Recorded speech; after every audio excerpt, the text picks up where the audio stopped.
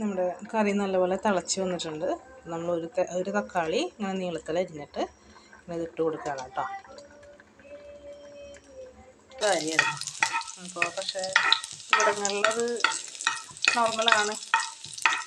അപ്പോൾ ഓരോ റെസിപ്പികളാണ്. അപ്പം നമ്മൾ നല്ലപോലെ മൂത്തിട്ടുണ്ട്. ഈ പരുവത്തിലെടുത്തിട്ട് നമ്മളുടെ മീൻ കറിയിലേക്ക് ഒഴിച്ച് കൊടുക്കണ്ട. ആ സൗണ്ട് കേട്ടാ, ആ സൗണ്ട് കേൾക്കണം.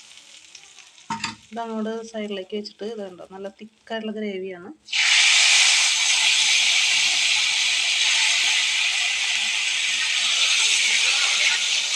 അത് ഇങ്ങോട്ട് ഒഴിച്ചു എന്താ ഗ്രേവി നല്ല കുറുകി നല്ല ചാറായിട്ട് വന്നിട്ട്.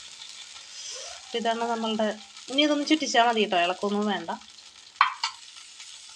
ഇതാണ് നമ്മുടെ മീൻ കറിയുടെ ഫൈനൽ രൂപം കേട്ടോ.